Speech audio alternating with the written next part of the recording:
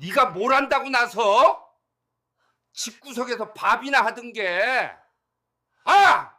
시누이들의 날카로운 웃음소리를 배경으로 남편은 기름때 묻은 내 손을 벌레 보듯 뿌리치며 소리쳤습니다. 뒤이어 날아온 발길질에 몸이 속수무책으로 차가운 부엌 바닥에 나뒹굴었습니다. 퍽 하는 둔탁한 소리보다 더 아팠던 것은 이 상황이 재밌다는 듯 입을 가리고 구경하는 시누이들의 눈빛, 그리고 그 앞에서 어깨를 으쓱하며 의기양양하게 서 있는 남편의 모습이었습니다. 20년의 세월이 한순간에 제가 되어 흩어졌습니다. 이상하게도 아픔은 느껴지지 않았습니다. 그저 나를 향한 경멸과 무시로 가득 찬 20년을 함께 산 남편의 그 텅 빈 눈빛, 그 눈빛과 마주친 순간 제 심장이 바닥에 함께 떨어진 듯 덜컥 내려앉았습니다. 나는 바닥에 엎드린 채 천천히 고개를 들었습니다. 입가에 희미한 미소가 걸렸습니다. 언젠가 당신들의 그 천박한 웃음소리를 세상에서 가장 처절한 비명으로 바꿔주겠다고. 이바구 시작 전에 구독과 좋아요 눌러주시면 놀라운 인생 사연들을 누구보다 먼저 무료로 만나보실 수 있습니다. 그 서늘한 다짐이 제 온몸을 휘감던 그날 아침, 부엌의 공기는 유난히 무거웠습니다. 해가 채 뜨기도 전인 이른 새벽부터 시작된 명절 준비는 끝이 보이지 않았습니다. 가스레인지 위 커다란 들통 냄비에서는 뽀얀 토랑국이 끓어오르며 구수한 냄새를 피워냈고, 그 옆 넓은 전기 팬 위에서는 노릇한 동그랑땡과 깻잎전이 지글거리며 명절의 소리를 냈습니다. 제 손길이 닿을 때마다 음식들은 제각각의 향과 색을 뽐내며 탐스러운 명절 음식으로 완성되어 갔습니다.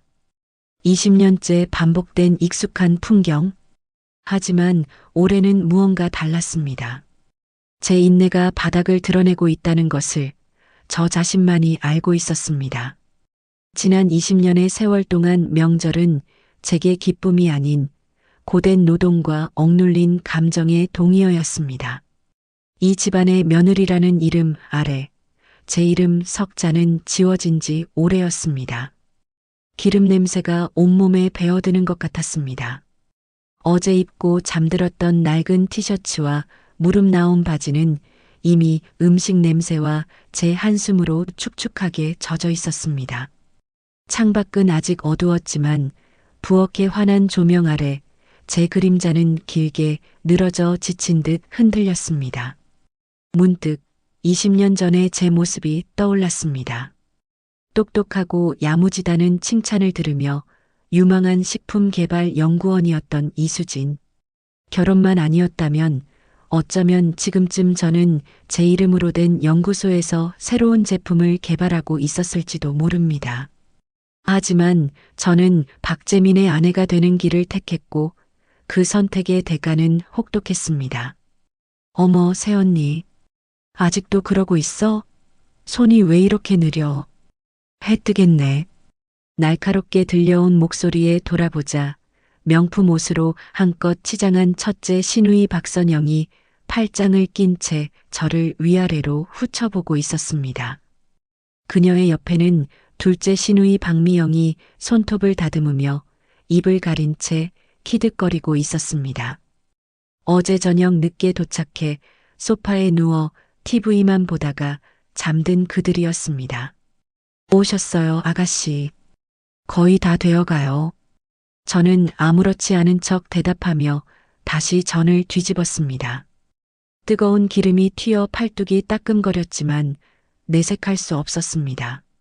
이런 일은 연례 행사 같은 것이었으니까요.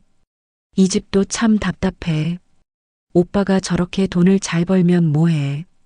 아직도 부엌은 새언니 차지인데. 요즘 세상에 누가 저렇게 미련하게 혼자 다 한대? 우리 같으면 벌써 사람 썼겠다. 미영이 일부러 그랬다는 듯 거실을 향해 크게 말했습니다. 거실 소파에 앉아 과일을 깎아 먹던 시어머니는 못 들은 척 TV에 시선을 고정하고 있었습니다. 암묵적인 동의. 그것이 이 집안에서 제가 차지하는 위치였습니다. 저는 그저 묵묵히 제 할 일을 했습니다. 제 인내가 곧 가족의 평화라고 그렇게 20년을 믿어왔습니다. 언젠가는 남편 박재민이 사업 초기에 제게 했던 그 약속을 지켜주리라는 마지막 희망의 끈을 놓지 못했기 때문입니다. 모든 음식이 상에 오르고 시끌벅적한 식사가 시작되었습니다. 온 가족이 모여 앉은 풍경은 겉보기엔 세상에서 가장 화목한 가족의 모습이었습니다. 남편 재민은 사업 성공담을 늘어놓으며 시누이들의 부러움 섞인 찬사를 온몸으로 즐기고 있었습니다. 우리 오빠 정말 대단하다. 어떻게 그런 생각을 다 했어? 수진의 정성이라니 이름도 기가 막히잖아. 꼭 새언니가 한 것처럼. 선영의 말에 모두가 웃음을 터뜨렸습니다. 그 이름이 누구의 아이디어였는지, 그 정성의 주체가 누구인지 모르는 사람은 없었지만 모두가 모르는 척했습니다. 저는 말없이 국그릇을 채우고 빈 접시를 날랐습니다. 그들의 웃음소리가 마치 벌떼처럼 윙윙거리며 제 머릿속을 헤집었습니다. 제 손에서 탄생한 수진의 정성은 제 것이 아니었습니다. 그것은 남편 박재민의 성공을 위한 도구였고 저는 그 도구를 만드는 이름 없는 장인이었습니다. 식사가 거의 끝나갈 무렵 재민이 최근 계약한 H백화점 본점 입점권에 대해 한껏 부풀려 자랑을 하고 있었습니다. 이번에 H백화점 본점 식품관에 우리 수진의 정성이 들어가는 거 알지? 아무나 못 들어가는 데야. 그 식품관 총괄하는 김상무가 아주 깐깐하기로 유명하거든. 그런데 나를 보더니 박 대표님 같은 분이라면 믿을 수 있다면서 그 자리에서 바로 도장을 찍더라고. 역시 사업은 사람이 중요해, 사람이. 순간 저는 저도 모르게 입을 열고 말았습니다. 20년간 단 한 번도 꺼내지 않았던 진실의 조각이었습니다. 지난 몇 달간 그 깐깐한 김상무를 설득하기 위해 밤새워 자료를 만들고 수십 번을 찾아가 제품의 가치를 설명했던 것은 바로 저였기 때문입니다. 여보, 그건 아니죠. 김상무님은 저랑. 제 말이 채 끝나기도 전에 남편 재민의 얼굴이 싸늘하게 굳어지는 것을 보았습니다. 조금 전까지 웃음꽃을 피우던 시누이들의 얼굴도 덩달아 굳어졌습니다.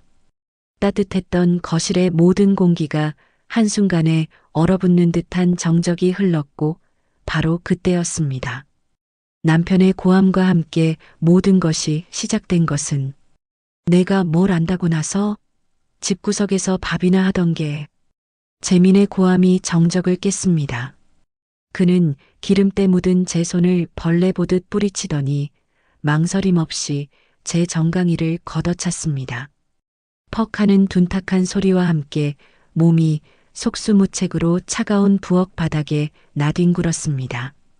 엉덩방아를 찌우며 넘어진 제 눈앞으로 방금까지 제가 정성껏 차려낸 음식들이 어지럽게 스쳐 지나갔습니다.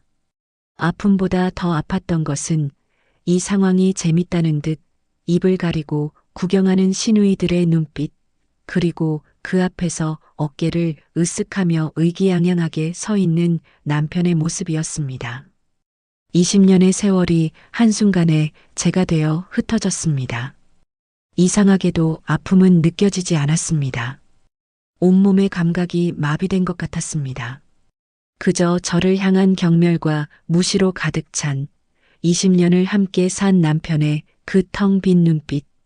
그 눈빛과 마주친 순간 제 심장이 바닥에 함께 떨어진 듯 덜컥 내려앉았습니다. 사랑, 존중, 고마움, 미안함. 그 어떤 것도 그 눈빛 속엔 없었습니다. 오직 귀찮은 벌레를 쳐다보는 듯한 짜증과 내가 감이라는 오만함만이 가득했습니다. 아, 저 눈에는 제가 없구나. 처음부터 나는 존재하지 않았구나. 그 사실을 깨닫는 순간 제 안에서 무언가 단단히 끊어지는 소리가 들렸습니다. 시어머니는 아이고, 저 왼수, 라며 혀를 찼지만 아들을 말리지는 않았습니다. 시누이들은 더 이상 웃음을 참지 못하고 어깨를 들썩이며 서로의 얼굴을 쳐다봤습니다. 저는 그 모든 소리와 풍경을 마치 느린 화면처럼 하나하나 눈과 귀에 새겼습니다. 이 순간을, 이 모멸감을, 이 배신감을 영원히 잊지 않기 위해서 얼마나 지났을까? 저는 바닥에 엎드린 채 천천히 고개를 들었습니다. 눈물은 나오지 않았습니다. 대신 입가에 희미한 미소가 걸렸습니다.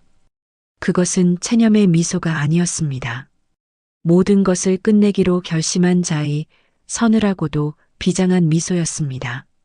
언젠가 당신들의 그 천박한 웃음소리를 세상에서 가장 처절한 비명으로 바꿔주겠다고. 그렇게 다짐한 후 저는 천천히, 아주 천천히 몸을 일으켰습니다. 재미는 제가 울고불고 매달리며 잘못했다고 빌 것이라 생각했는지 저의 의외의 모습에 당황한 표정을 지었습니다. 저는 아무 말도 하지 않았습니다. 그저 제 옷에 묻은 먼지를 무심하게 툭툭 털어냈습니다. 제 무릎에 묻은 것은 단순한 먼지가 아니었습니다.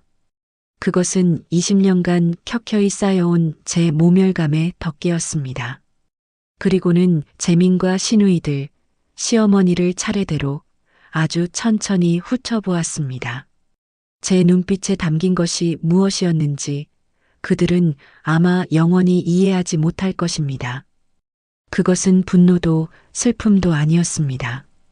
모든 것을 내려놓은 자의 차가운 평온함이었습니다. 그 평온함은 폭풍 전의 고요함과도 같았습니다. 그날 밤 저는 뜬 눈으로 밤을 새웠습니다. 거실에서 들려오는 남편의 코 고는 소리, 시계 초침이 째깍거리는 소리, 냉장고가 웅웅거리는 소리까지 집안의 모든 소리가 제 신경을 날카롭게 찔렀습니다. 안방 침대에 홀로 누워있자니 제 인생을 갉아먹은 원수가 바로 저 거실 소파에서 평온하게 잠들어 있다는 사실이 참을 수 없는 모멸감으로 다가왔습니다.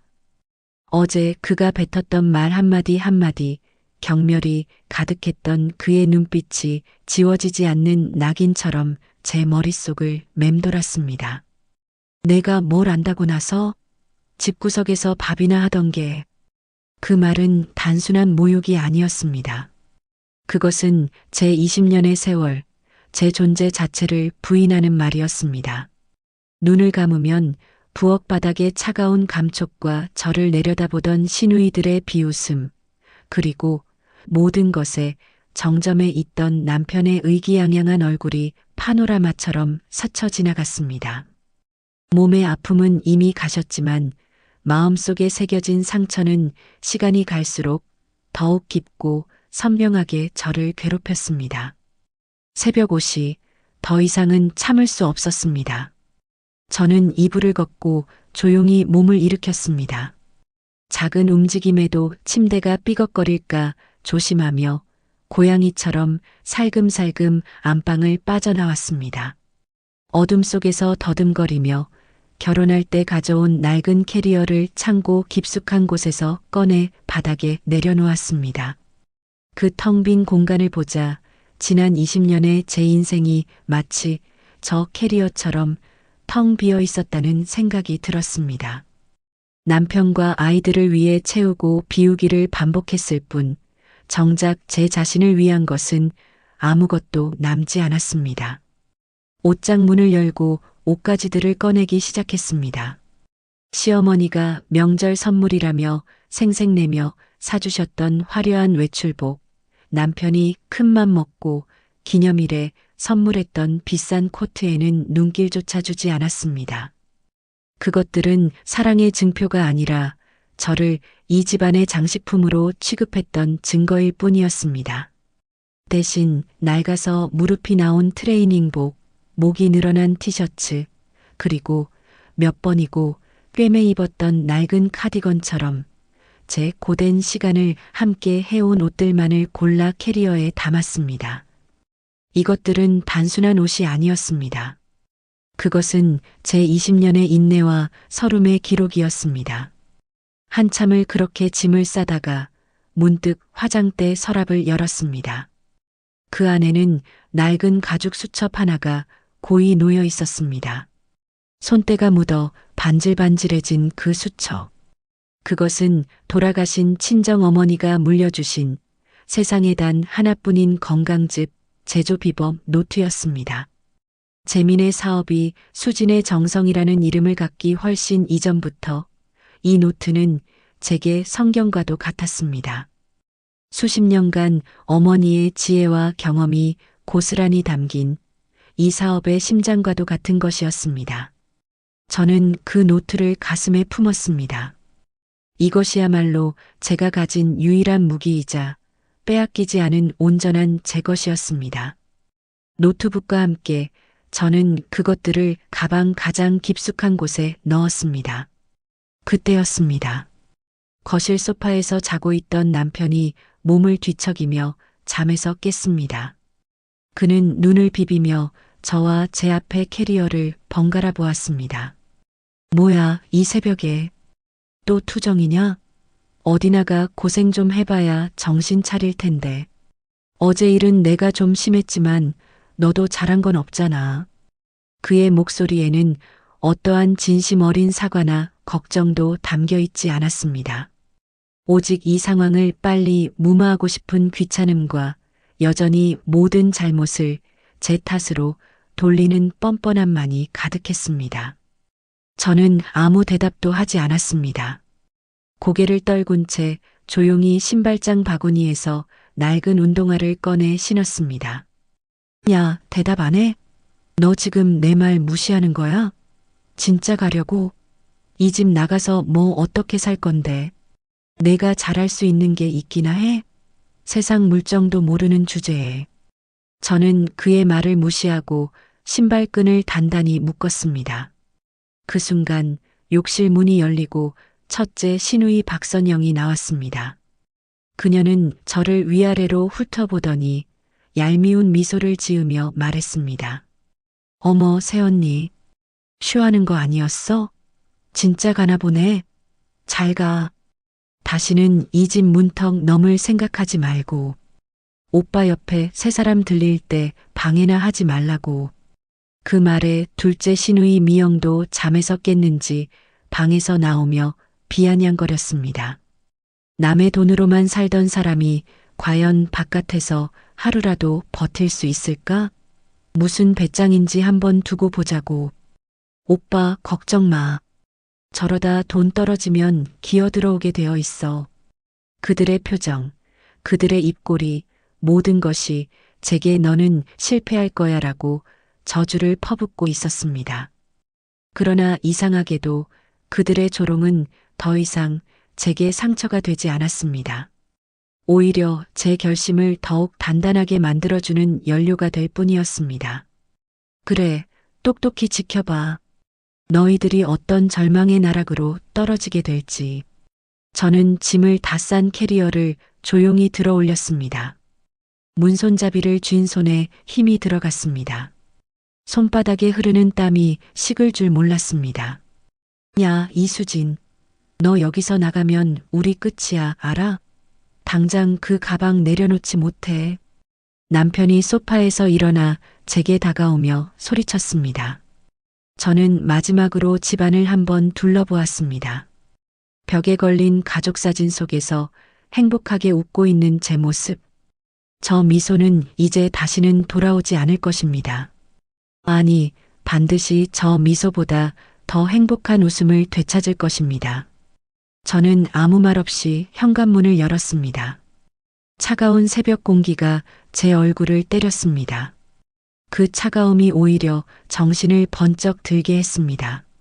문이 닫히기 직전 저는 마지막으로 집안을 보았습니다.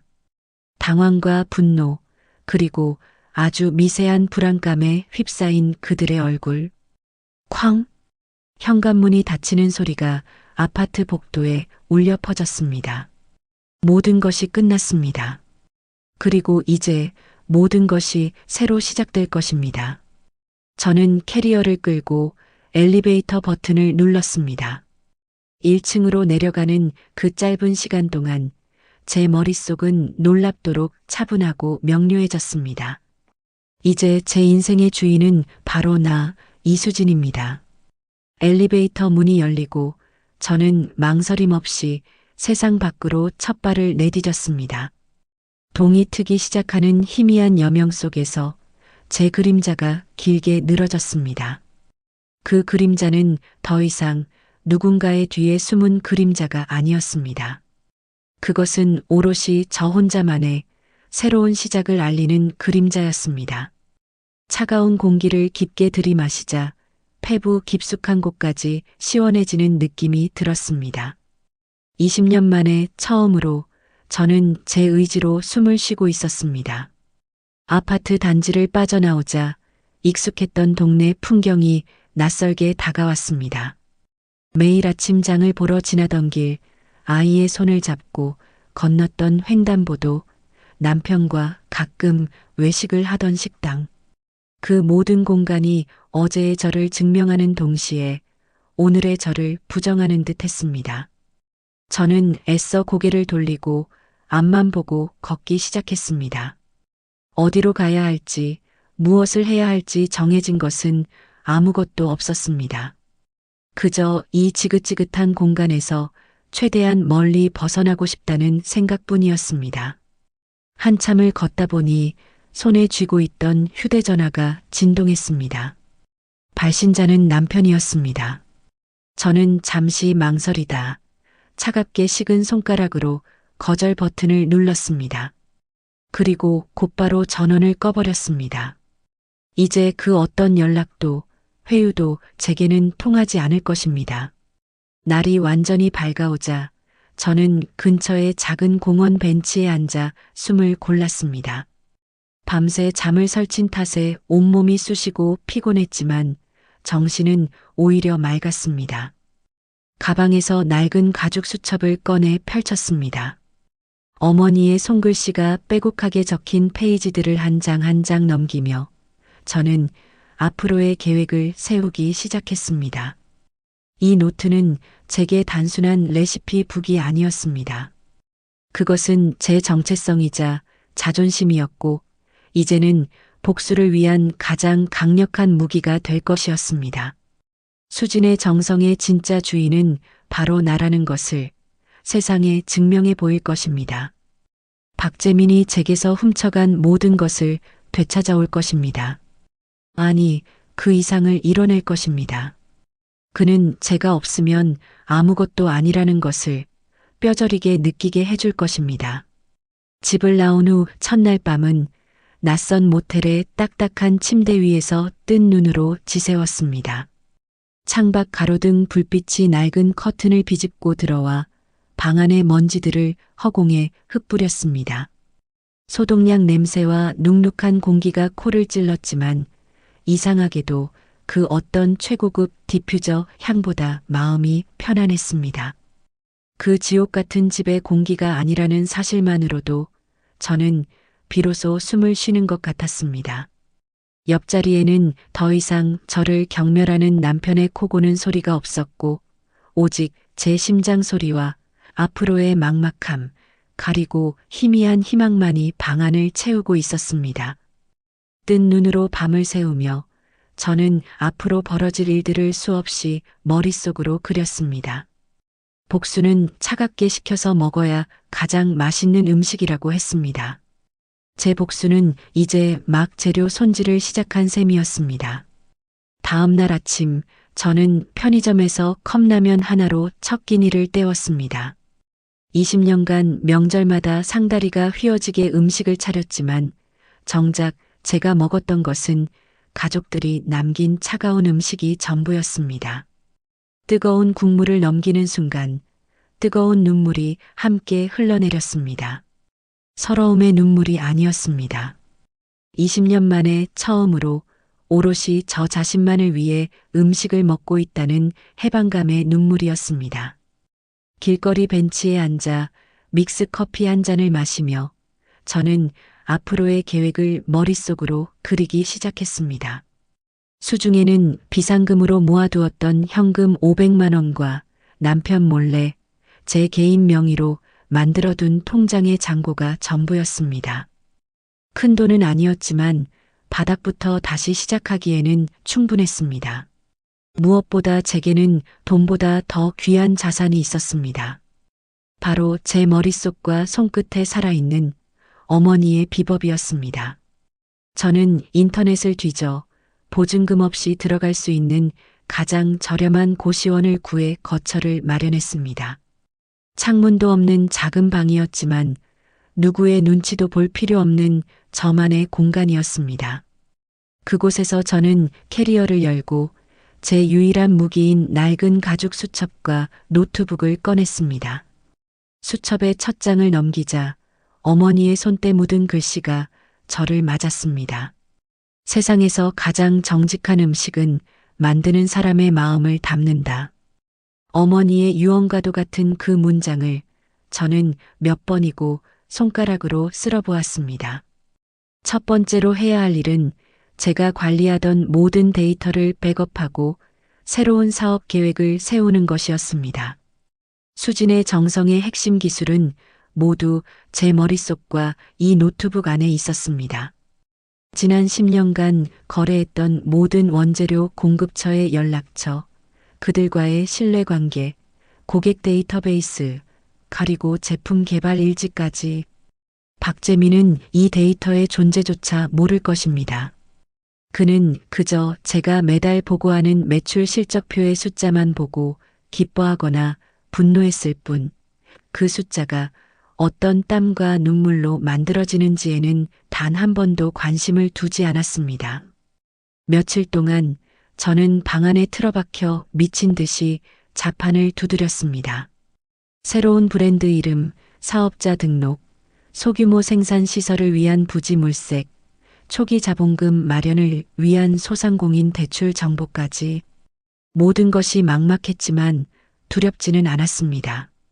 오히려 하루하루 제국의 청사진을 그려나가는 건축가처럼 가슴이 뜨거워졌습니다. 그렇게 일주일을 보냈을 무렵 낯선 번호로 전화 한 통이 걸려왔습니다. 받지 않으려다 혹시나 하는 마음에 전화를 받았습니다. 수화기 너머로 익숙하면서도 조심스러운 목소리가 들려왔습니다. 팀장님, 저 김 부장입니다. 수진의 정성의 생산을 총괄하던 김 부장이었습니다. 저는 순간 심장이 덜컥 내려앉았지만 애써 침착하게 대답했습니다. 네, 부장님. 어쩐 일이세요? 팀장님, 어디 계십니까? 제가 지금 만나 뵈러 가면 안 되겠습니까? 제발 부탁드립니다. 그의 목소리는 다급하고 절박했습니다. 저는 잠시 망설이다 고시원 근처의 작은 카페 주소를 알려주었습니다. 30분 후 김 부장은 헬쑥해진 얼굴로 제 앞에 나타났습니다. 그는 저를 보자마자 고개를 숙였습니다. 팀장님, 정말 죄송합니다. 팀장님께서 회사에서 부당한 대우를 받으시는 걸 알면서도 용기 내서 나서지 못했습니다. 그저 못 본 척 제 밥그릇 챙기기에만 급급했습니다. 지난 일입니다. 고개 드세요.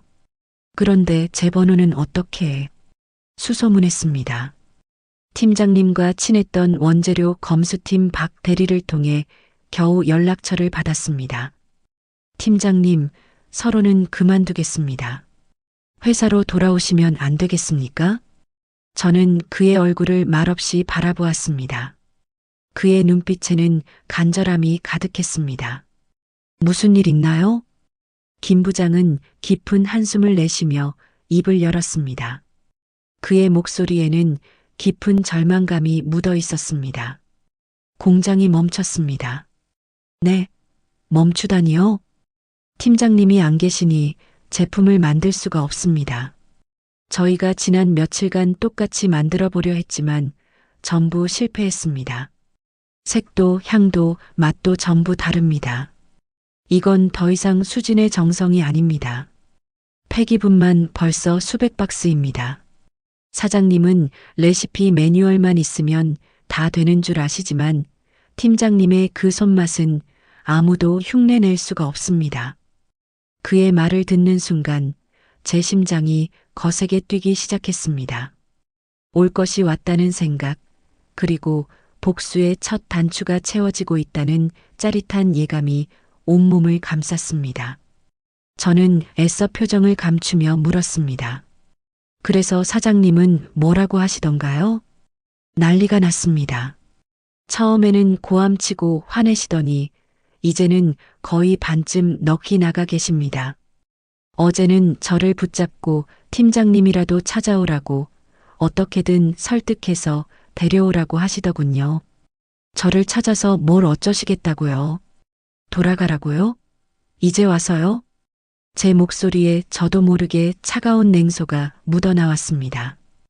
김 부장은 고개를 들지 못한 채 말을 이었습니다. 압니다. 제가 생각해도 염치 없는 부탁인 거 압니다.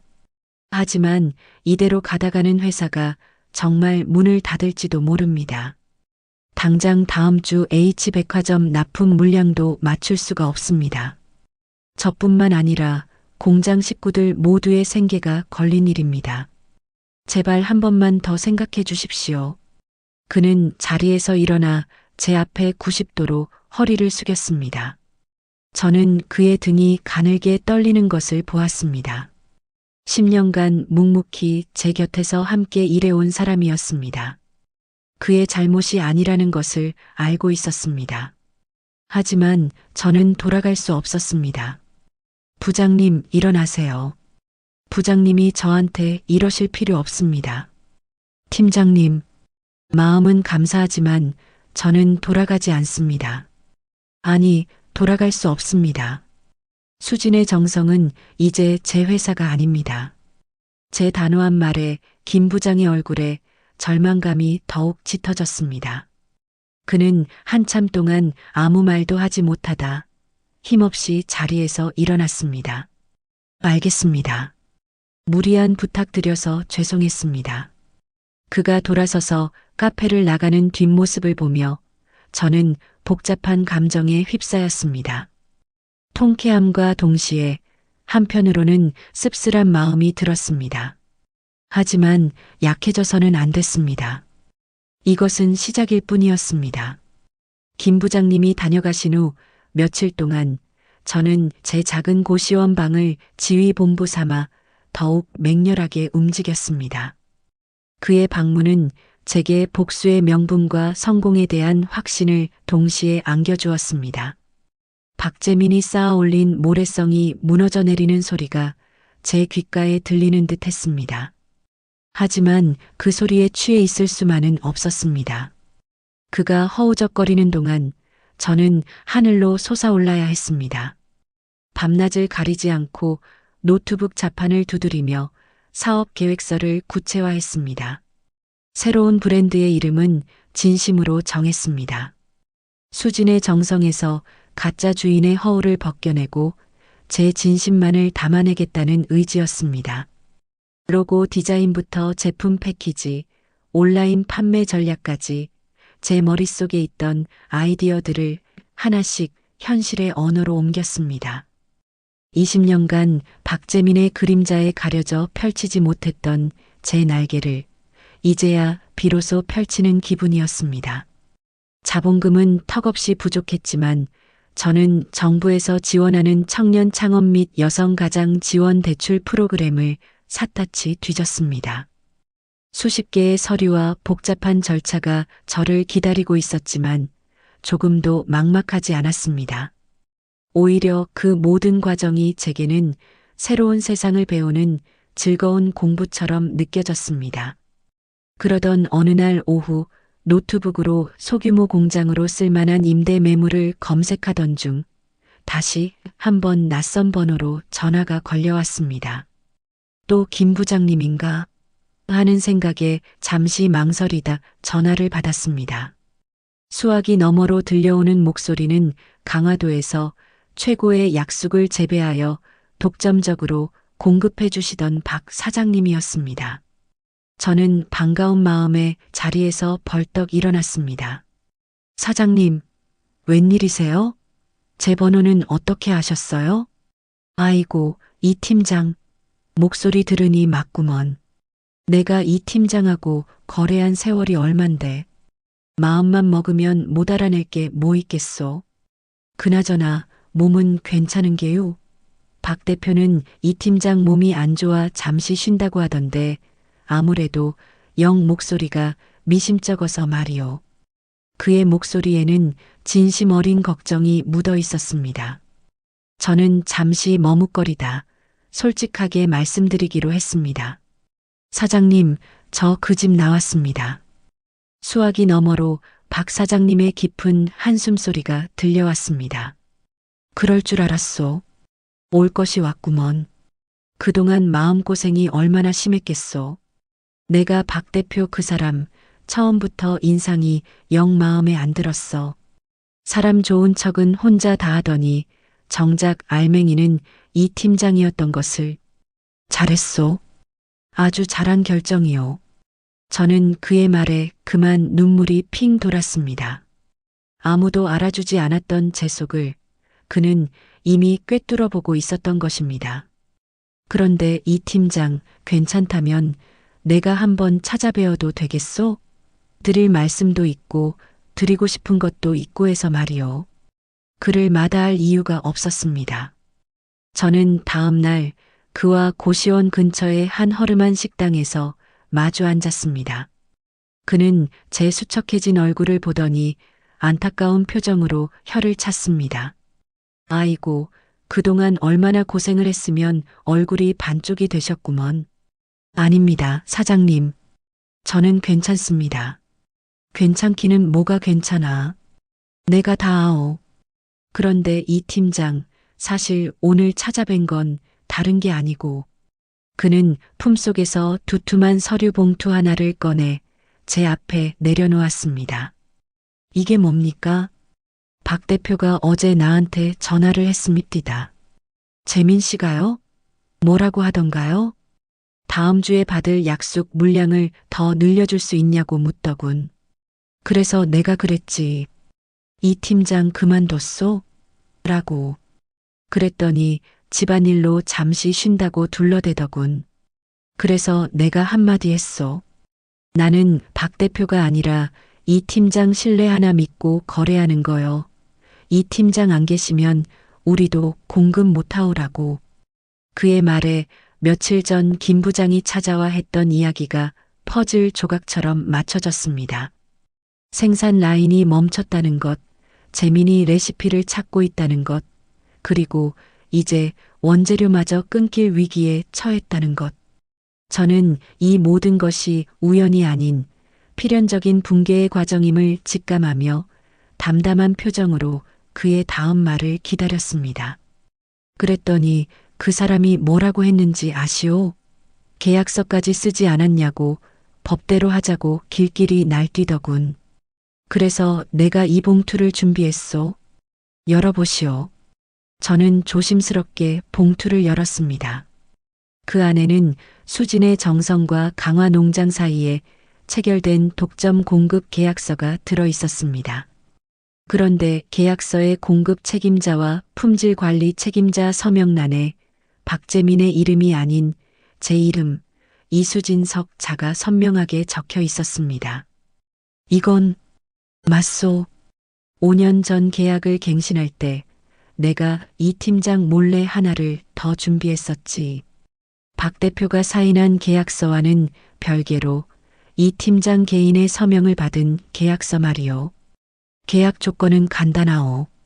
이수진 팀장이 품질 관리를 총괄하는 조건 하에 강화농장은 모든 약속을 독점 공급한다. 즉, 이수진 팀장이 없으면 이 계약은 자동으로 파기되는 거요.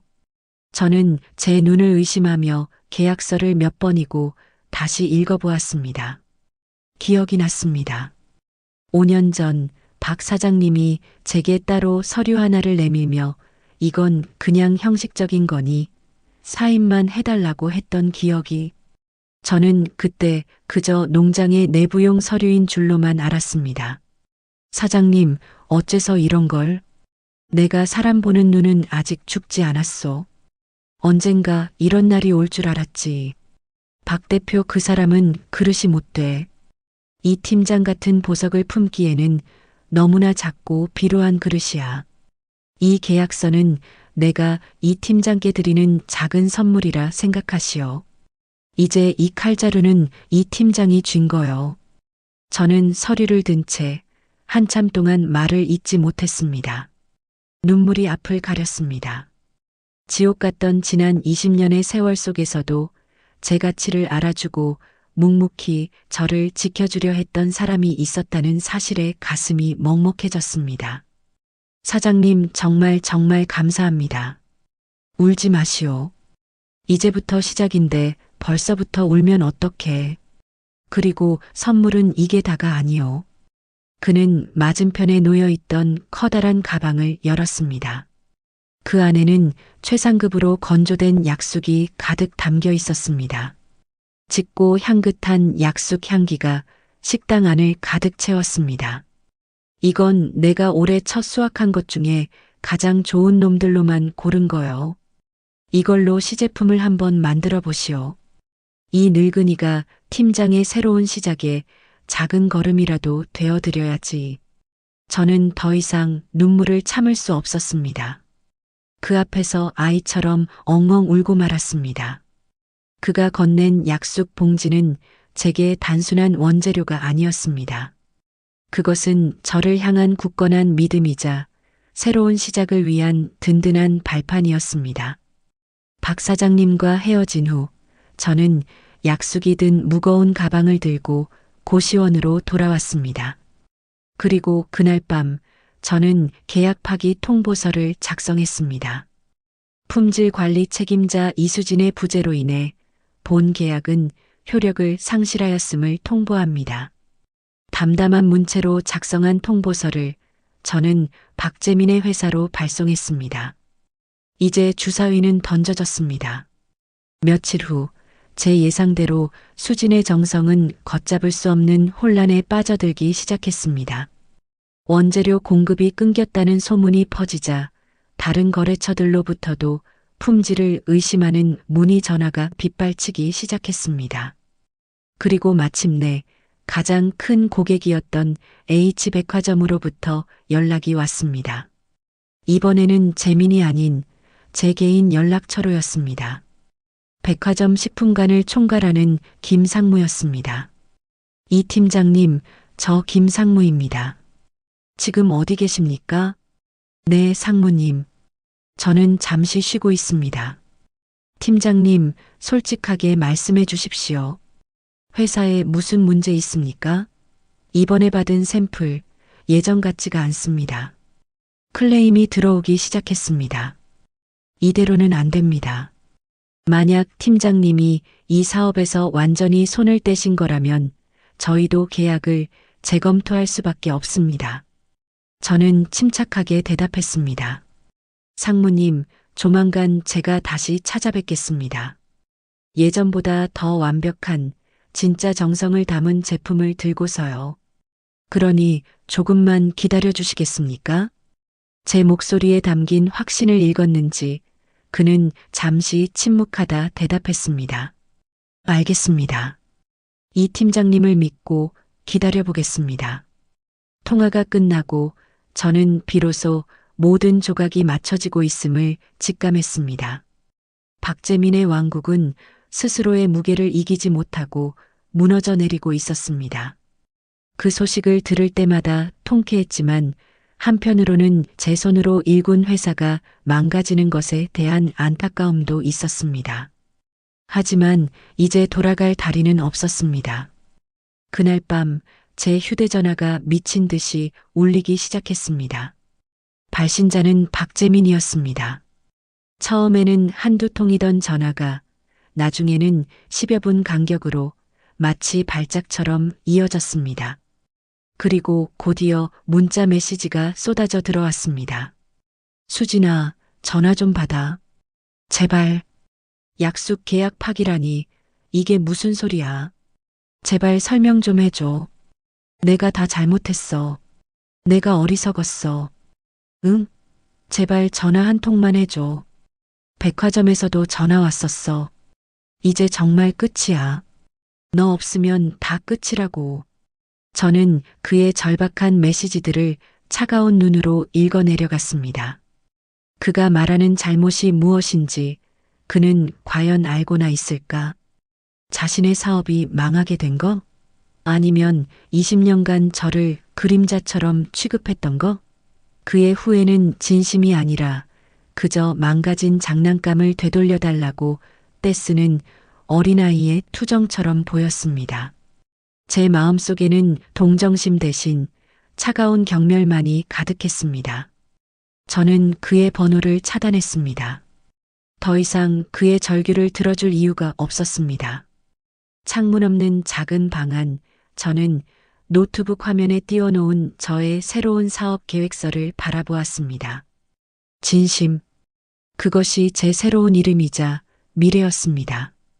이제 막 첫 발을 뗀 제국은 작고 초라했지만 그 어떤 성보다 단단한 기반 위에 세워지고 있었습니다.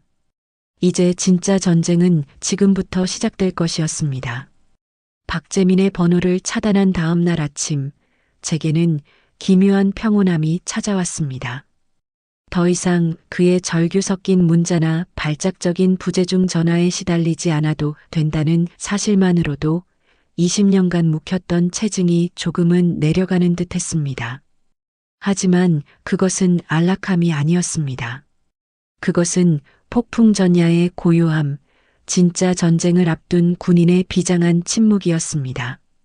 저는 박 사장님이 주고 가신 약속 봉지를 조심스럽게 열었습니다. 짙고 향긋한 약속 향기가 창문도 없는 작은 고시원 방을 가득 채웠습니다. 그 향기는 제게 단순한 풀내음이 아니었습니다. 그것은 제 어머니의 부엌에서 나던 냄새였고 제 20년의 세월이 담긴 냄새였으며 이제는 제 복수의 시작을 알리는 냄새였습니다. 저는 한 줌의 약속을 손에 쥐고 그 감촉과 향을 온몸으로 기억하려 애썼습니다. 박재민은 평생을 가도 이 약속 한 줌에 담긴 저의 시간과 노력을 이해하지 못할 것입니다. 이제는 행동할 때였습니다. 저는 노트북을 켜고 며칠간 밤새워 작성한 사업 계획서를 다시 한번 꼼꼼히 검토했습니다. 브랜드 진심의 로고는 새싹이 단단한 땅을 뚫고 솟아나는 모습으로 정했습니다. 제 과거를 딛고 일어나겠다는 의지의 표현이었습니다.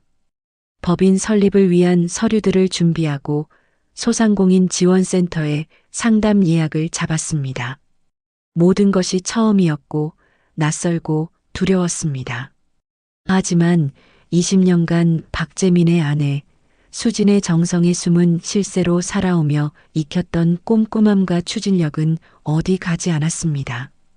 오히려 저를 억압하던 족쇄가 사라지자 제 안에 잠자고 있던 능력이 깨어나는 기분이었습니다.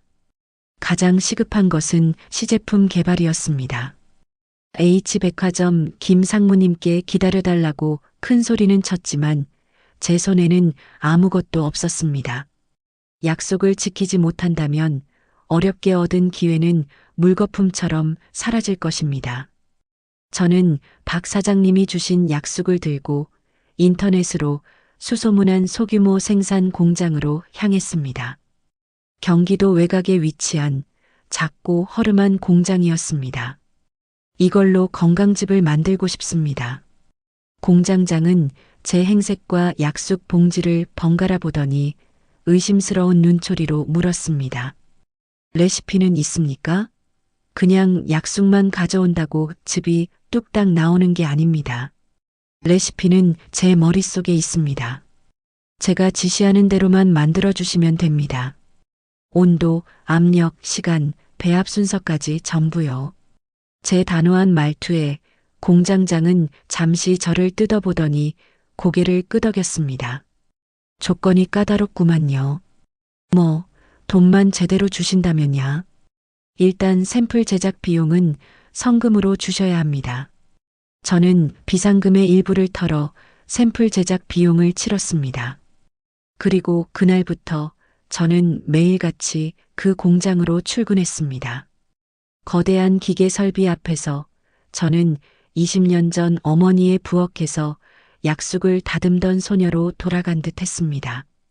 하지만 제 눈빛은 그때와 달랐습니다. 저는 김 부장님의 말을 떠올렸습니다. 이건 더 이상 수진의 정성이 아닙니다. 저는 그 말을 증명하고 싶었습니다. 저만이 진짜 수진의 정성을 만들 수 있다는 것을, 그리고 그것을 뛰어넘는 진심을 만들어낼 수 있다는 것을. 첫 번째 시제품은 처참한 실패였습니다. 예전에 깊고 진한 맛이 나지 않았습니다. 기계의 특성을 제대로 파악하지 못한 탓이었습니다. 저는 좌절하지 않고 밤을 새워가며 실패의 원인을 분석했습니다. 기계의 압력과 추출 시간을 미세하게 조절하고 배합 순서를 바꾸며 수십 번의 테스트를 반복했습니다. 공장장은 처음에는 귀찮아하는 기색이 역력했지만 시간이 지날수록 제 전문성과 집요함에 혀를 내두르는 듯 했습니다. 보통 내기가 아니시네. 무슨 대기업 연구소에서 나온 사람 같아. 그렇게 일주일이 지났을 무렵 저는 마침내 제가 원하던 맛과 향을 찾아냈습니다. 예전 수진의 정성보다 한층 더 깊고 부드러우면서도 끝맛이 깔끔한 완벽한 황금 비율의 건강즙이었습니다. 저는 완성된 시제품을 투명한 병에 담아 한참 동안 바라보았습니다. 짙은 갈색 액체 속에서 제 새로운 인생이 일렁이는 듯 했습니다. 시제품을 완성한 날 저녁, 저는 H백화점 김 상무님께 전화를 걸었습니다. 상무님, 저 이수진입니다. 혹시 잠시 뵙고 드릴 말씀이 있는데 시간 괜찮으실까요? 이 팀장님, 기다리고 있었습니다. 물론입니다. 어디로 가면 되겠습니까? 저는 약속 장소를 정하고 다음 날 최선을 다해 단장했습니다. 20년간 입었던 화려하지만 제 옷이 아니었던 옷들을 버리고 제 돈으로 산 가장 단정하고 신뢰감 있는 비즈니스 정장을 차려입었습니다. 그리고 시제품이 담긴 가방을 들고 약속 장소인 호텔 라운지로 향했습니다. 제 심장은 미친 듯이 뛰었지만 걸음걸이는 조금도 흔들리지 않았습니다.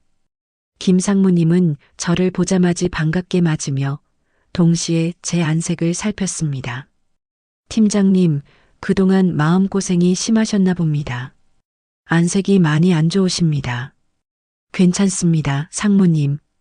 다시 일어서는 과정일 뿐입니다. 각설하고 이걸 한번 드셔보시겠습니까? 저는 가방에서 시제품이 담긴 병과 작은 잔을 꺼내 그의 앞에 조심스럽게 따랐습니다. 그는 잔을 들어 향을 먼저 음미했습니다. 그리고 그의 눈이 미세하게 커지는 것을 저는 놓치지 않았습니다. 향이 예전보다 훨씬 깊어졌군요. 그는 천천히 한 모금을 마셨습니다. 그리고 한참 동안 아무 말 없이 눈을 감고 그 맛을 음미했습니다. 라운지의 소음이 멀어지고 저는 그의 입이 열리기만을 숨죽여 기다렸습니다. 마침내 그가 눈을 뜨고 저를 바라보았습니다. 그의 눈빛은 놀라움과 감탄, 그리고 확신으로 가득 차 있었습니다. 이 팀장님, 이건 수진의 정성을 뛰어넘었습니다. 도대체 어떻게 만드신 겁니까? 제 모든 것을 걸고 만들었습니다.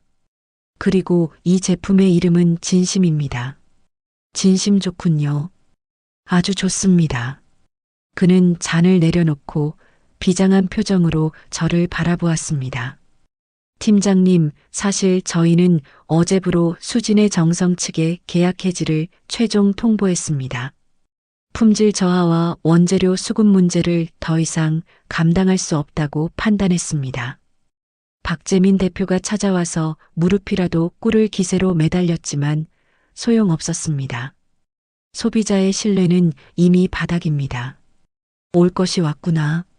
저는 담담하게 그의 말을 들었습니다. 그래서 말입니다.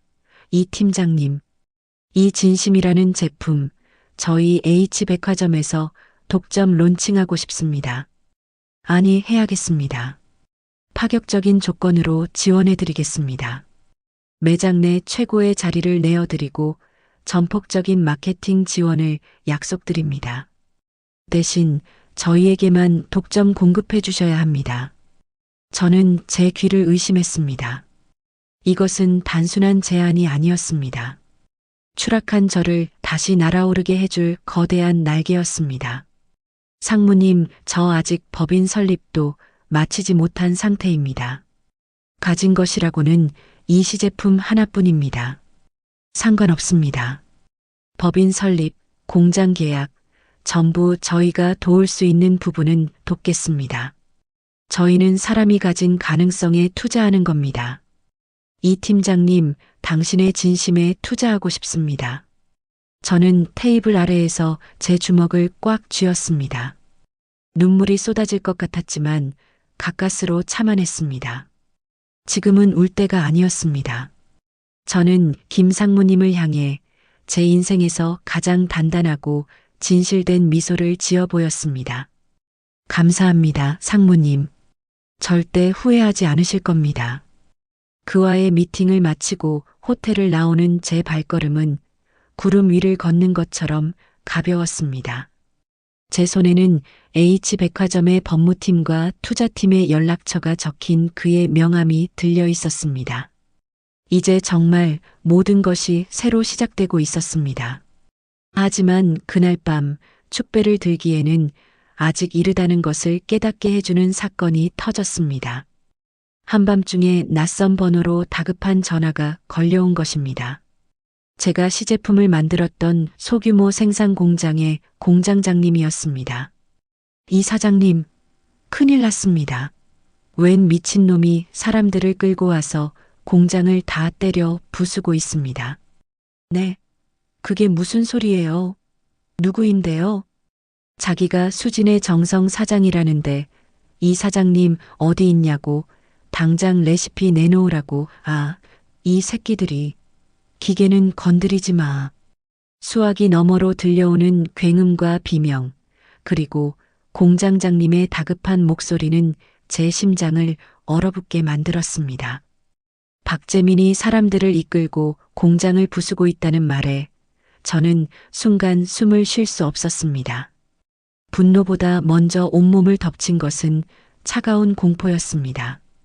그 남자가 드디어 이성의 끈을 놓아버렸다는 것, 이제는 저의 재기를 방해하는 것을 넘어 저라는 존재 자체를 파괴하기 위해 어떤 짓이든 할 수 있다는 사실이 현실로 다가왔습니다. 이 사장님, 절대 이리로 오지 마세요. 위험합니다. 전화는 그렇게 끊겼습니다. 저는 전화기를 쥔 채 그 자리에 얼어붙었습니다. 머릿속이 하얗게 비는 것 같다가도 이내 수만 가지 생각이 폭풍처럼 휘몰아쳤습니다. 어떻게 공장을 알았을까? 누가 알려주었을까? 공장장님은 무사할까? 기계는 나의 시제품은. 하지만 그 모든 혼란 속에서 단 하나의 생각만은 얼음처럼 차갑고 선명했습니다. 이것은 기회다. 박재민은 스스로 무덤을 팠습니다. 그는 애원과 회유가 통하지 않자 가장 어리석고 원시적인 방법, 폭력을 택했습니다. 그리고 그것은 그가 가진 마지막 패가 얼마나 보잘것없는지를 세상에 증명하는 꼴이 될 것이었습니다. 저는 떨리는 손을 진정시키고 심호흡을 한 뒤 제 전화기에서 가장 중요한 번호를 찾아 눌렀습니다. H백화점의 김 상무님이었습니다. 지금 이 상황에서 제가 의지하고 또 의지해야만 하는 유일한 동아줄이었습니다. 이 팀장님, 이 밤중에 어쩐 일이십니까? 그의 목소리는 조금 놀란 듯 했지만 침착했습니다. 저는 최대한 목소리가 떨리지 않도록 감정을 억누르며 입을 열었습니다. 상무님, 죄송합니다. 긴급하게 말씀드릴 것이 있습니다. 제가 시제품을 생산하던 공장에 수진의 정성의 박재민 대표가 무단으로 침입하여 기물을 파손하고 행패를 부리고 있다는 연락을 받았습니다. 저는 울거나 하소연하지 않았습니다. 마치 제3자의 사건을 보고하는 것처럼 건조하고 사실적으로 상황을 전달했습니다. 이것은 저의 개인적인 불행이 아니라 H백화점과 진심브랜드의 론칭을 앞두고 발생한 사업적 리스크임을 명확히 해야 했습니다. 수화기 너머에서 잠시 침묵이 흘렀습니다. 이내 들려온 김 상무님의 목소리는 이전보다 훨씬 낮고 단단해져 있었습니다. 알겠습니다. 이 팀장님은 절대 그곳에 가지 마십시오. 신변의 위협이 될 수 있습니다. 제가 지금 바로 저희 법무팀과 보안팀을 그쪽으로 보내겠습니다. 그리고 경찰이 현장을 잘 통제하고 증거를 확보하도록 조치하겠습니다. 아무 걱정 마시고 일단 안전한 곳에 계십시오. 나머지는 저희가 처리하겠습니다. 감사합니다, 상무님. 이건 우리 모두의 일입니다. 이 팀장님. 우리의 소중한 파트너와 그 파트너의 자산에 대한 명백한 공격입니다. 박재민 대표는 아주 큰 실수를 한 겁니다. 전화를 끊고 저는 안도의 한숨 대신 길고 찬 숨을 내쉬었습니다. 김 상무님의 반응은 제 예상을 뛰어넘는 것이었습니다. 그는 저를 단순한 납품업자가 아닌 파트너로 인정하고 있었습니다. 그리고 박재민의 폭력은 오히려 우리의 파트너십을 더욱 굳건하게 만들어주는 계기가 된 것입니다. 그날 밤 저는 한숨도 자지 못했습니다. 공장장님과 김 상무님이 보낸 보안팀장과 간간히 통화하며 상황을 전해 들었습니다. 박재민과 그가 끌고 온 용역 깡패들은 현장에서 현행범으로 체포되었고 공장은 아수라장이 되었습니다. 특히 제가 사용하던 추출기와 배합기는 복구가 힘들 정도로 파손되었다는 소식에 가슴이 철렁 내려앉았습니다. 다음 날 아침 저는 H백화점의 보안팀 차량을 타고 경기도 외곽의 생산 공장으로 향했습니다. 밤새 폴리스 라인이 쳐진 공장의 모습은 처참했습니다. 찌그러진 철문, 깨진 유리창, 그리고 공장 바닥에 나뒹구는 기계 부품들. 공장장님은 망연자실한 표정으로 주저앉아 있었습니다. 사장님, 괜찮으세요? 다치신 곳은 없으시고요? 그는 저를 보더니 울분과 미안함이 뒤섞인 표정으로 고개를 숙였습니다. 이 사장님 정말 면목이 없습니다. 제가 막아보려 했는데 저놈들이 워낙 막무가내라서. 아닙니다, 사장님. 사장님이 왜 면목이 없으세요? 사람이 안 다친 게 천만다행입니다. 저는 그의 손을 잡고 일으켜 세웠습니다. 그리고 파손된 기계들을 둘러보았습니다. 제 꿈을 현실로 만들어줄 소중한 도구들이 박재민의 분노에 의해 무참히 짓밟혀 있었습니다. 분노가 치밀어 올랐지만 저는 표정을 바꾸지 않았습니다. 지금은 분노할 때가 아니라 수습하고 나아갈 때였습니다. 사장님, 파손된 기계들과 공장 수리 비용은 얼마나 나올 것 같으신가요? 복구하려면 억대는 좋게 들 겁니다. 이 영세한 공장에서 어떻게 그 돈을... 그의 목소리가 절망으로 떨렸습니다. 저는 그의 눈을 똑바로 바라보며 말했습니다. 사장님, 걱정 마십시오. 모든 수리 비용과 보상은 제가 책임지겠습니다. 아니, 저희가 책임지겠습니다. 그때 제 뒤에 서 있던 김 상무님이 앞으로 나섰습니다. 그는 공장의 처참한 광경을 둘러보더니 굳은 표정으로 입을 열었습니다. 사장님, H백화점의 김상무입니다. 이번 사태는 저희로서도 대단히 유감입니다. 저희의 중요한 파트너가 될 이수진 대표님의 생산 기반을 파괴한 것은 곧 저희 H백화점에 대한 도전으로 간주합니다. 피해 복구 비용 전액은 저희가 우선 지원하겠습니다. 그리고 이 공장을 진심 브랜드의 전용 생산 시설로 공식 지정하고 장기 계약과 함께 설비 투자까지 지원해 드릴까 하는데 어떠십니까? 공장장님은 자신의 귀를 의심하는 듯한 표정으로 저와 김상무님을 번갈아 쳐다보았습니다. 네. 자, 장기 계약에 설비 투자까지요? 그렇습니다. 위기를 기회로 삼아야지요. 이참에 낡은 설비들은 전부 최신형으로 교체하고 보안 시스템도 최고 수준으로 갖추는 겁니다. 박재민 대표가 파기한 것은 낡은 기계 몇 대지만 우리는 그 자리에 누구도 넘볼 수 없는 철옹성을 세울 겁니다. 김상무님의 말에 공장장님은 그 자리에 주저앉아 눈물을 터뜨렸습니다. 저 역시 눈시울이 뜨거워졌습니다. 박재민의 폭력은 결국 아무것도 파괴하지 못했습니다. 오히려 절망에 빠진 사람들을 일으켜 세우고 더 단단한 신뢰와 연대를 만들어 주었을 뿐입니다. 그날 이후 모든 것은 일사천리로 진행되었습니다. H백화점의 전폭적인 지원 아래 저는 주식회사 진심의 법인 설립을 마쳤고 공장과 정식으로 독점 생산 계약을 체결했습니다. 공장은 최신 설비로 교체되었고 생산 능력은 이전보다 몇 배나 향상되었습니다. 박재민의 난동 사건은 언론에 대대적으로 보도되었습니다.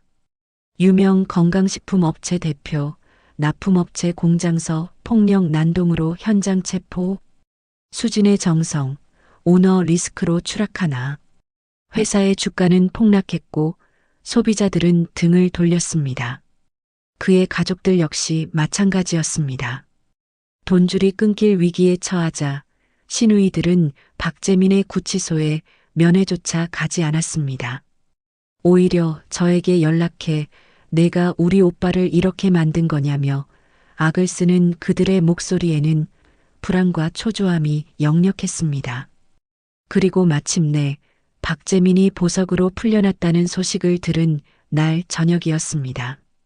저는 더 이상 고시원이 아닌 백화점 측에서 마련해준 작은 오피스텔에 머물고 있었습니다.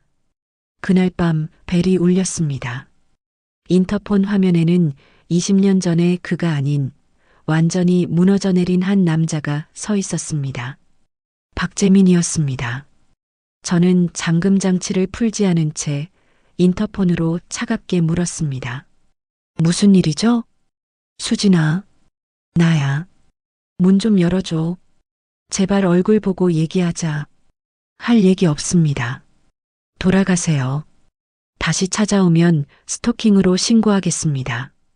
수진아, 내가 정말 잘못했어. 내가 미쳤었나 봐. 회사는 망했고 집은 빚쟁이들에게 넘어가게 생겼어. 너 없이는 아무것도 안 돼. 제발 나 좀 살려줘. 그는 현관문 앞에 주저앉아 아이처럼 통곡했습니다. 20년간 단 한 번도 상상해 본 적 없는 그의 비참한 모습. 하지만 제 마음은 얼음장처럼 차가웠습니다.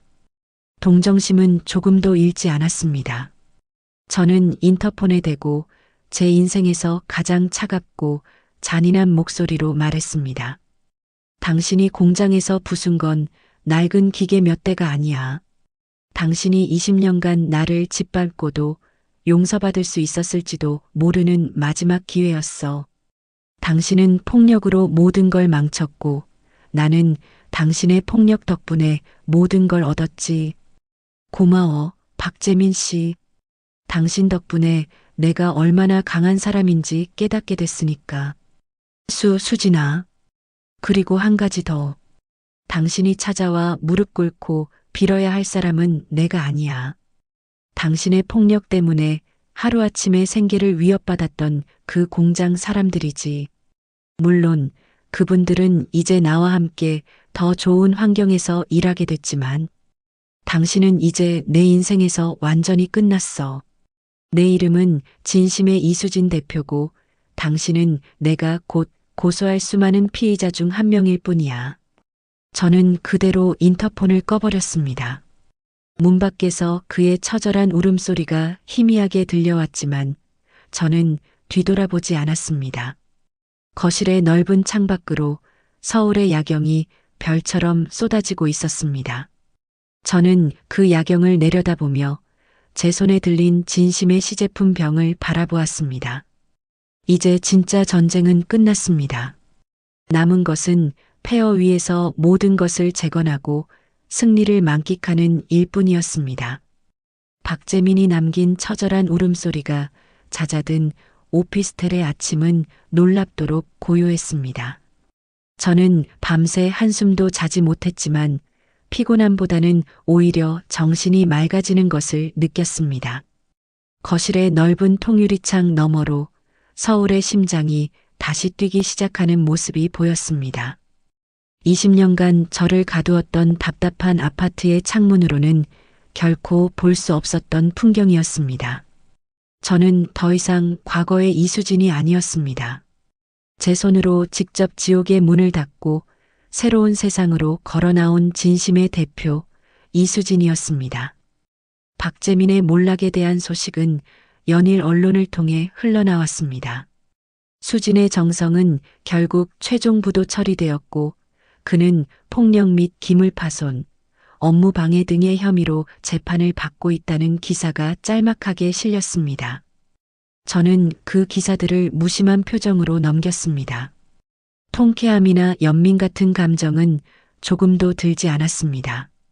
그는 이제 제 인생에서 완벽한 타인이었고 그의 추락은 제 복수의 끝이 아니라 새로운 시작을 위한 하나의 과정일 뿐이었습니다. 제 모든 신경은 오직 진심의 성공적인 론칭에만 집중되어 있었습니다. H백화점의 전폭적인 지원 아래 모든 것은 놀라운 속도로 진행되었습니다. 최신 설비를 갖춘 공장은 24시간 내내 활기차게 돌아갔고 백화점 최고의 자리에 마련된 진심의 단독 매장은 화려한 오픈을 앞두고 있었습니다. 저를 믿고 따라준 OEM 공장장님은 이제 저의 든든한 생산 총괄 본부장이 되었고 수진의 정성에서 억울하게 밀려났던 실력 있는 직원들도 하나둘 제 곁으로 모여들었습니다. 공장에 딸린 작은 컨테이너 박스를 개조한 사무실. 그곳이 저희 주식회사 진심의 본사였습니다. 페인트 냄새가 채 가시지 않은 좁은 공간이었지만 그곳에 모인 10여 명의 직원들의 눈은 그 어느 대기업의 임원들보다 뜨겁게 빛나고 있었습니다. 대표님, 정말 우리가 해낸 겁니까? 꿈만 같습니다. 오랜만에 만난 옛 동료들은 제 손을 잡고 눈물을 글썽였습니다. 저는 그들의 손을 마주 잡으며 단호하지만 따뜻한 목소리로 말했습니다. 아니요, 이제부터가 진짜 시작입니다. 우리는 단순히 좋은 제품을 만드는 회사가 아닐 겁니다. 진심이 실력을 이기고 정직이 탐욕을 이긴다는 것을 증명하는 회사가 될 겁니다. 모두 함께 해주실 거죠? 그들의 눈빛에서 뜨거운 열정과 굳건한 신뢰를 읽을 수 있었습니다. 박재민이 돈과 권위로도 결코 얻지 못했던 것, 저는 그것을 얻고 있었습니다. 마침내 진심의 공식 론칭일. H백화점 정문 앞은 이른 아침부터 몰려든 사람들로 인산인해를 이루었습니다. 수진의 정성의 진짜 주인이 만든 새로운 브랜드라는 입소문과 박재민의 몰락이라는 극적인 스토리가 더해져 대중의 관심은 폭발적이었습니다. 매장 문이 열리자마자 준비했던 물량은 순식간에 동이 났고 온라인 쇼핑몰은 서버가 마비될 지경이었습니다. 저는 매장 한쪽에서 그 광경을 조용히 지켜보았습니다. 제 제품을 손에 들고 기뻐하는 사람들, 그들의 얼굴 하나하나를 눈에 담았습니다. 어머니, 보고 계세요? 어머니가 제게 물려주신 진심이 이렇게 세상을 움직이고 있어요. 가슴속 깊은 곳에서부터 뜨거운 것이 울컥 치밀어 올랐습니다. 성공은 곧 언론의 주목으로 이어졌습니다. 수많은 매체에서 인터뷰 요청이 쏟아졌고 저는 김상무님의 조언에 따라 신중하게 첫 인터뷰에 응했습니다. 화려한 조명이 터지는 카메라 앞에서 저는 조금도 위축되지 않았습니다. 이수진 대표님, 많은 분들이 대표님의 스토리에 열광하고 있습니다. 전 남편이셨던 박재민 대표의 몰락에 대해 어떻게 생각하십니까? 날카로운 질문이었지만 저는 예상했다는 듯 담담하게 미소 지으며 대답했습니다. 저는 과거를 돌아보지 않습니다. 제가 드릴 수 있는 말씀은 오직 진심에 대한 것뿐입니다. 좋은 재료에 만드는 사람의 진심을 더하는 것, 그것이 제 어머니의 가르침이었고 제 사업의 처음이자 마지막 원칙입니다. 소비자는 그 진심을 가장 먼저 알아보신다고 믿습니다. 저는 박재민을 비난하지 않았습니다. 제 불행을 팔아 동정심을 구하지도 않았습니다. 오직 제품에 대한 철학과 자신감만을 이야기했습니다. 인터뷰가 나간 후 여론은 더욱 뜨겁게 저를 지지하기 시작했습니다. 저는 단순히 성공한 사업가가 아닌 역경을 딛고 일어선 여성, 자신의 원칙을 지키는 경영인이라는 새로운 아이콘이 되어가고 있었습니다. 하지만 빛이 강할수록 그림자도 짙어지는 법이었습니다. 성공의 단맛에 취해 있을 시간은 길지 않았습니다. 어느 날 공장 사무실에 낡은 전화벨이 울렸습니다. 격리 업무를 보던 직원이 저를 조심스럽게 불렀습니다. 대표님, K그룹이라는 곳에서 대표님을 찾으시는데요. 잠시 후 수화기를 통해 낯설지만 정중한 목소리가 들려왔습니다. 자신을 K그룹의 투자개발팀 팀장이라고 밝힌 그는 진심의 성장 가능성을 높이 평가한다며 저와의 미팅을 정중하게 요청했습니다. 며칠 후 저는 그가 예약한 시내의 한 고급 레스토랑에서 K그룹의 팀장을 만났습니다. 그는 젊고 자신감이 넘쳤지만 그 눈빛은 상대를 분석하는 날카로움으로 가득했습니다. 이 대표님, 아주 인상적인 성공입니다. 맨손으로 시작해서 단 몇 달 만에 시장의 판도를 바꿔놓으셨어요. 정말 대단합니다. 과찬이십니다. 과찬이 아닙니다. 그래서 저희 그룹에서 대표님께 아주 특별한 제안을 하나 하고 싶습니다. 저희 K그룹의 자본력과 유통망을 이용하신다면 진심은 지금과는 비교도 할 수 없을 만큼 성장할 수 있습니다. 저희에게 지분 51%를 넘기시고 저희와 함께 가시죠. 대표님 개인께는 수십억 원의 보상과 K그룹 계열사 사장직을 제안드립니다. 그것은 거부하기 힘든 너무나 달콤한 유혹이었습니다. 이 작은 공장 사무실에서 벗어나 안정적인 대기업의 울타리 안에서 편안하게 꿈을 펼칠 수 있는 기회. 20년간의 고생을 한 번에 보상받을 수 있는 길이었습니다. 생각할 시간을 좀 주시겠습니까? 물론입니다. 하지만 긍정적으로 검토해 주시길 바랍니다. 아시겠지만 이 바닥에서 대기업의 지원 없이 살아남는 건 힘든 일이니까요. 그의 마지막 말은 부드러웠지만 날카로운 칼날 같은 위협이 담겨 있었습니다. 사무실로 돌아오는 내내 제 머릿속은 복잡했습니다. 제국의 주인이 될 것인가 아니면 거대한 제국의 안락한 귀족으로 살아갈 것인가. 저는 선택의 기로에 놓였습니다. K그룹의 인수 제안 소문은 금세 퍼져나가 작은 사무실을 흔들기 시작했습니다. 몇몇 직원들은 이제 우리도 대기업 직원 되는 거냐며 기대감에 부풀었고 평소 꼼꼼하던 격리 직원은 흥분한 얼굴로 제게 말했습니다. 대표님, 이건 하늘이 주신 기회입니다. 우리 같은 작은 회사가 언제 이런 거액을 만져보겠습니까? K그룹의 회사를 넘기면 우리 모두 평생 먹고 살 돈을 벌 수 있습니다. 저의 성공을 위해 함께 싸워왔던 동지들이 이제는 더 큰 부와 안정이라는 달콤한 유혹에 흔들리고 있었습니다. 혼란은 외부에서도 찾아왔습니다. 최종 재판에서 집행유예로 풀려난 박재민의 두 여동생이 공장 앞까지 저를 찾아온 것입니다. 예전의 화려한 모습은 온데간데 없이 초라하고 도끼만 남은 얼굴이었습니다. 이수진, 내가 어떻게 우리한테 이럴 수가 있어. 우리 오빠 인생 망쳐놓고 우리 집 재산 다 빼앗아 가서 너 혼자 잘 먹고 잘 사니 행복해? 돌아가세요.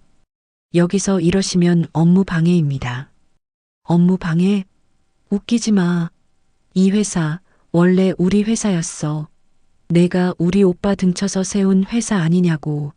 당장 우리 목 내놔. 안 그러면 내가 우리 오빠한테 무슨 짓 했는지 언론에 다 터뜨려 버릴 거야. 경비원에게 끌려나가면서까지 악을 쓰는 그들의 모습에서 저는 지독한 과거의 환영을 보았습니다. 그들은 조금도 변하지 않았습니다. 자신들의 잘못은 인정하지 않은 채 모든 것을 남의 탓으로 돌리며 기생하려는 모습, 박재민과 똑같았습니다. 그날 밤 저는 싸늘한 공장 사무실에 홀로 남아 수많은 생각에 잠겼습니다. K그룹의 달콤한 제안, 돈에 흔들리는 동료들, 과거에 발목을 잡는 악연들, 모든 것이 저를 흔들고 있었습니다. 그만하면 됐다. 이 정도면 충분한 복수고 충분한 성공이다라는 악마의 속삭임이 귓가에 맴돌았습니다. 저는 가장 깊숙한 곳에 있는 저온 숙성 창고의 문을 열었습니다. 그곳에는 저의 모든 것이 담긴 진심의 원액들이 고요히 잠들어 있었습니다.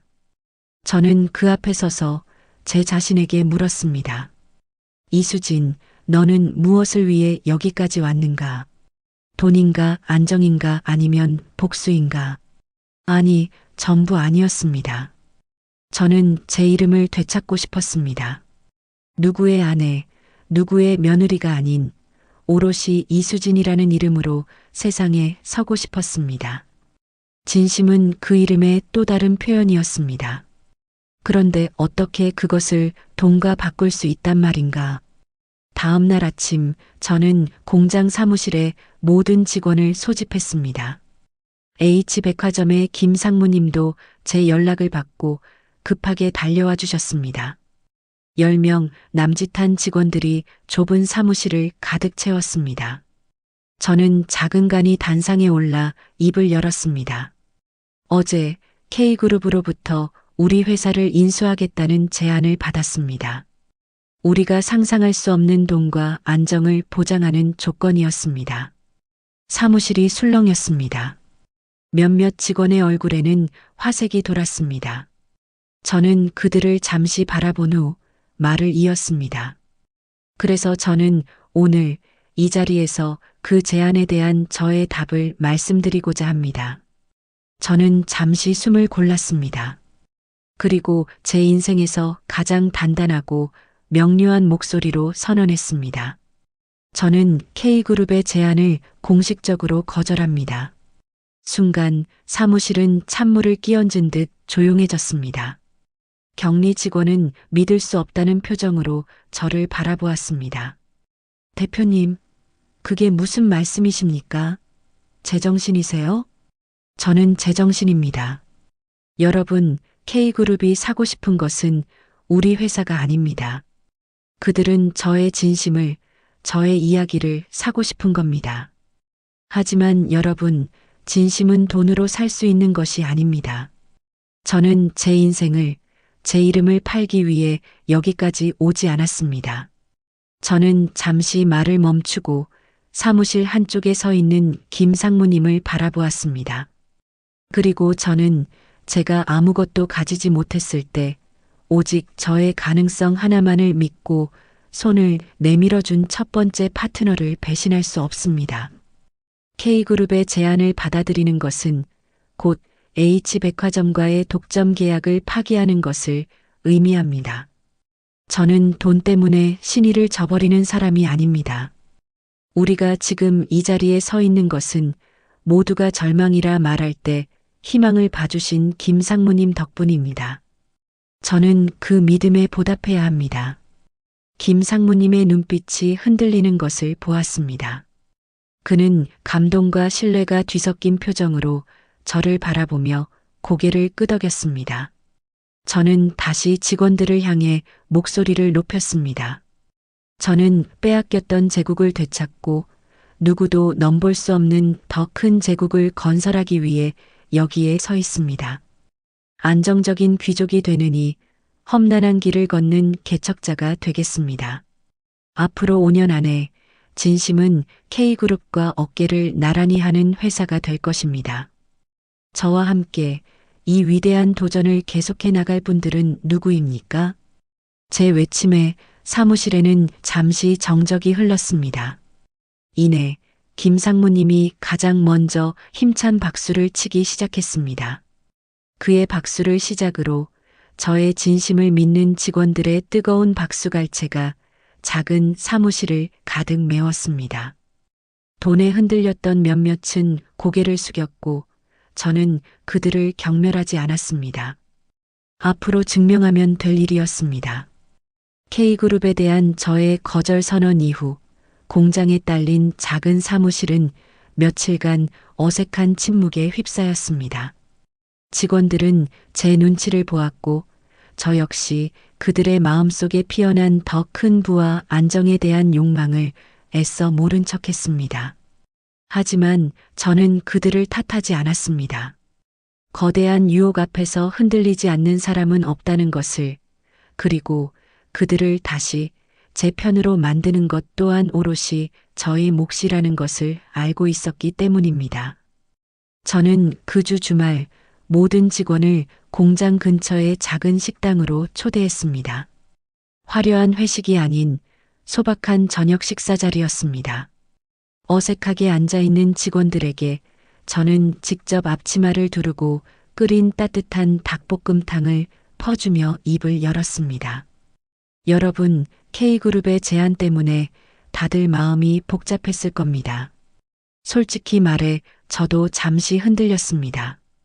돈, 명예, 안정 그 모든 것이 지난 20년간 제가 그토록 갈망했던 것들이었으니까요. 직원들은 놀란 눈으로 저를 바라보았습니다. 하지만 저는 그 모든 것보다 더 중요한 것을 깨달았습니다. 바로 함께라는 가치입니다. 제가 빈손으로 쫓겨나 고시원 골방에 앉아 있을 때 저를 다시 일어서게 한 것은 복수심이 아니었습니다. 너는 할 수 있다고 믿어준 박 사장님, 제 손을 다시 잡아준 김상무님, 그리고 박재민의 회사에서 나와 기꺼이 이 작은 컨테이너 사무실로 아준 여러분 바로 사람이었습니다. 저는 그 믿음을 배신하고 싶지 않았습니다. 저는 자리에서 일어나 직원들 한 명 한 명의 눈을 맞추며 말했습니다. 회사가 더 커지면 우리는 더 많은 돈을 벌게 될 겁니다. 하지만 저는 여러분께 약속합니다. 우리는 돈보다 사람을 먼저 생각하는 회사가 될 겁니다. 서로의 진심을 알아주고 서로의 등을 지켜주는 회사가 될 겁니다. 그러니 조금만 더 저를 믿고 우리 진심의 힘을 믿고 함께 가주시지 않겠습니까? 제 진심 어린 말에 K그룹의 제안에 가장 흔들렸던 격리 직원이 가장 먼저 고개를 숙이며 눈물을 훔쳤습니다. 이내 다른 직원들도 말없이 고개를 끄덕였습니다. 그날 이후 우리 주식회사 진심은 이전보다 훨씬 더 단단한 한 팀이 되었습니다. 시간은 묵묵히 흘렀습니다. K그룹의 보복이나 위협은 없었습니다. 그들은 그저 자신들의 제안을 거절한 작은 회사를 잊은 듯 했습니다. 우리는 외부의 방해 없이 오직 제품의 품질과 고객의 신뢰를 얻는 데에만 집중했습니다. H백화점에서의 인기는 꾸준히 이어졌고 진심을 담은 정직한 제품이라는 입소문이 퍼지면서 다른 유통 채널에서도 먼저 연락이 오기 시작했습니다. 박재민과의 이혼 절차도 조용히 마무리되었습니다. 재판 과정에서 그의 모든 유책 사유가 인정되었고 저는 위자료와 함께 온전한 재산 분할을 받았습니다. 그는 모든 것을 잃고 그가 살던 아파트 한 채만을 간신히 지켰습니다. 저는 그에게 어떤 복수도 추가적인 고소도 하지 않았습니다. 그를 제 인생에서 완전히 지워버리는 것, 그것이 저의 마지막 복수였습니다. 그렇게 3년이라는 시간이 흘렀습니다. 공장에 딸린 작은 컨테이너 사무실은 이제 어엿한 3층짜리 사옥이 되어 있었습니다. 주식회사 진심은 건강식품 업계에서 가장 주목받는 강소기업으로 성장해 있었고, 직원들은 업계 최고 수준의 대우를 받으며 자부심 속에서 일하고 있었습니다. 우리는 매년 수익의 일부를 지역사회에 환원했고, 어르신들을 위한 건강 강좌를 열거나 친환경 포장재 개발에 투자하는 등 진심이라는 이름에 걸맞은 활동들을 꾸준히 이어갔습니다. 회사가 성장할수록 저 혼자만의 성공이 아닌 우리 모두의 성공이라는 인식이 직원들 사이에 깊게 자리 잡았습니다. 어느 맑은 가을날 오후 저는 새로 지은 사옥의 제 사무실 창가에서 커피를 마시며 저 멀리 보이는 도시의 풍경을 바라보고 있었습니다. 그때 김 상무님으로부터 전화가 걸려왔습니다. 이 대표님, 좋은 소식이 있습니다. 오늘 K그룹의 강태준 부회장이 직접 저를 찾아왔었습니다. 네, 무슨 일로? 이 대표님께 꼭 좀 전해달라더군요. 3년 전 작은 기업의 가능성을 얕보고 힘으로만 누르면 된다고 생각했던 자신의 단견을 부끄럽게 생각한다고. 그리고 진심을 지켜낸 대표님의 성공을 진심으로 축하한다고 말입니다. 그리고 우리 H백화점과 진심이 함께 참여하는 사회공헌재단을 만드는데 K그룹도 동참하고 싶다는 뜻을 비췄습니다. 수화기를 내려놓은 제 입가에 저도 모르게 잔잔한 미소가 피어올랐습니다. 복수는 상대를 파괴하는 것이 아니라 나 자신을 지키고 성장하여 결국 상대의 존중을 받아내는 것임을 저는 비로소 깨닫고 있었습니다. 그때 직원이 조심스럽게 사무실 문을 열고 들어왔습니다. 대표님, 1층 안내데스크에 어떤 분이 이걸 대표님께 꼭 전해달라고 맡기고 가셨습니다. 직원이 건넨 것은 낡은 서류 봉투 하나였습니다. 저는 잠시 망설이다 봉투를 열었습니다. 그 안에는 삐뚤빼뚤한 글씨로 쓴 짧은 편지 한 장이 들어 있었습니다. 수진아, 내가 틀렸었다. 내가 없으면 난 아무것도 아니라는 걸 이제야 깨달았다. 미안하다는 말도 용서해달라는 말도 하지 않으마. 다만 내가 되찾은 너의 인생, 앞으로는 부디 행복하기만을 바란다. 저는 편지를 들고 창가로 다가갔습니다. 창밖으로 한 남자가 회사 정문을 걸어나가는 뒷모습이 보였습니다. 한때 세상을 다 가진 듯 오만했던 그의 어깨는 축 처져 있었고 걸음걸이는 힘이 없었습니다. 박재민이었습니다. 한때 제 세상의 전부였고 저를 지옥으로 밀어넣었던 그 남자의 마지막 모습이 가을 햇살 아래 초라하게 멀어져 갔습니다.